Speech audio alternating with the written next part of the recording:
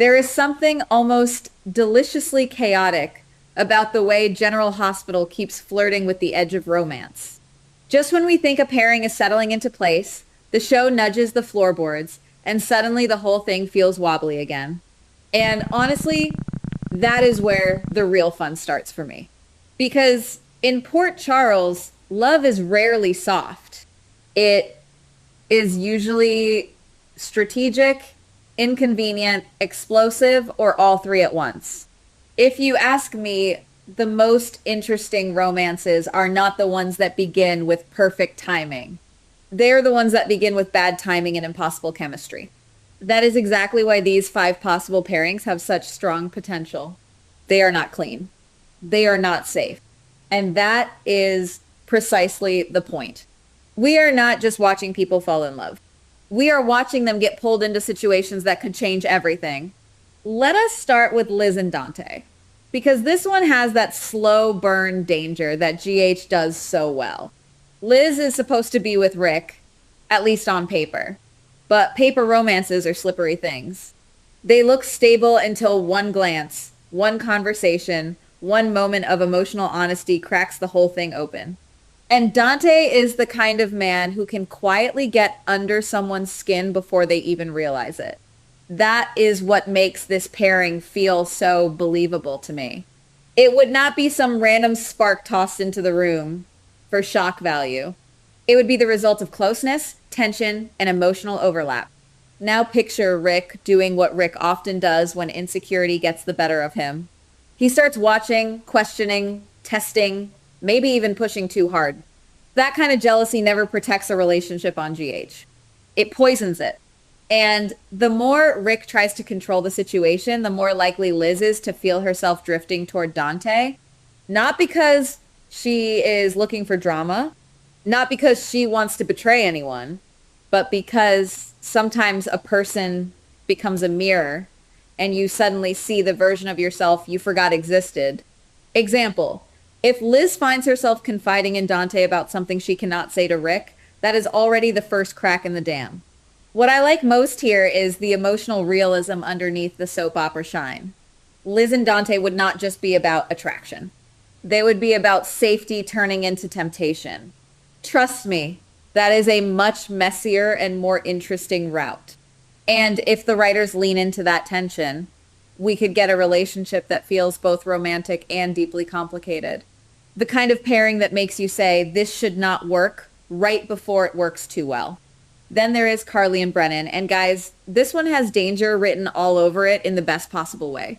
Some couples do not start with tenderness. They start with friction so sharp you can practically hear it crackling through the room.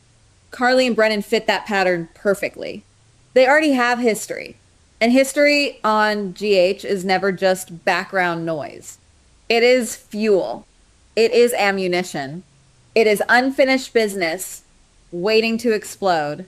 What makes this one especially tempting is the fact that their connection is built on tension, power, and mutual awareness. Neither one is easy to intimidate. Neither one is eager to surrender control. So every conversation becomes a test, and every test becomes foreplay in the most soap opera sense of the word. If Valentine gets dragged back into prison, Carly's current path could collapse fast. And if Brennan rebounds into the space she leaves behind, then suddenly we are looking at a very different game. Example, imagine Carly trying to dismiss Brennan as just another complication while simultaneously being the first person to notice when he is hurt, recovering, or pushing too hard. That is how these things begin. Not with grand declarations, but with the kind of attention people pretend not to notice. And if I had to bet on a GH pairing that could jump from hostility straight into heat, this would be one of the strongest candidates. The most provocative part, they might not just rekindle something. They might build something so intense it could lead all the way to marriage. That would be classic GH, and I do mean classic.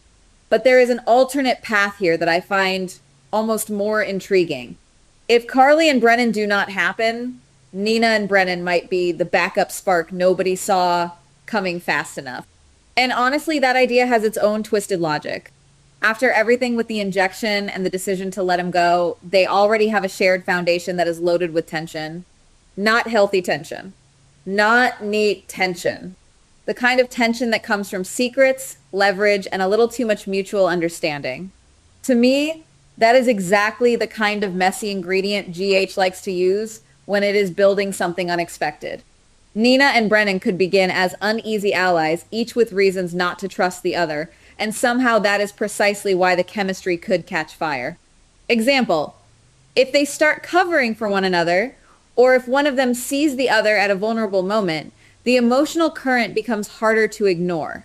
Sometimes the road to romance does not begin with flirting.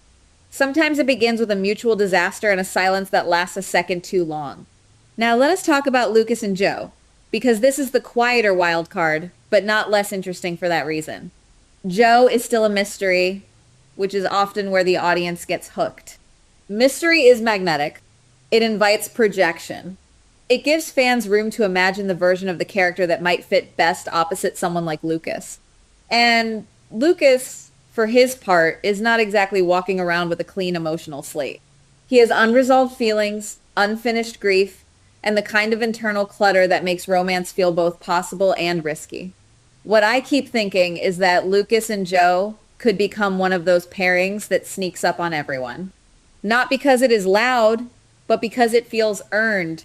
If the writers are careful, their scenes could carry a sense of curiosity that gradually turns into connection. And that matters. Because not every love story needs fireworks on day one. Some need a slow burn, a few guarded looks, and enough emotional tension to make the audience lean forward. Example, if Joe challenges Lucas without trying too hard, and Lucas responds by letting his guard down just a little, that tiny shift could do more than an entire dramatic speech. That said, Lucas is carrying baggage, and baggage always complicates the dance. We know this. The audience knows this. The characters may try to pretend otherwise, but a relationship cannot thrive if one person keeps arriving with unfinished emotional business tucked under the door. So for Lucas and Joe to work, there would need to be patience, timing, and a little luck. In Port Charles, that last part is usually in short supply. And then we get to Christina and Cody, which is the pairing that feels like it could detonate in the most gloriously reckless way. This one has that combustible, impulsive energy that can produce either a beautiful mess or a magnificent disaster. Sometimes both. They are the kind of characters who could make a terrible decision look strangely romantic for about 12 seconds before everything spirals. And honestly, that is soap gold. Christina may be headed out of town, at least for now, but I would not rule out a return. GH loves a surprise re-entry, especially when a character has unfinished emotional ties waiting in the wings. Cody, meanwhile, has that unpredictable charm that makes him feel like a bad idea you keep inviting back into the room. Together, they could create a relationship that is sweet one minute and chaotic the next. Example, if they share a scene where they are joking, arguing, and unexpectedly vulnerable all in the same conversation, that is the kind of chemistry fans remember.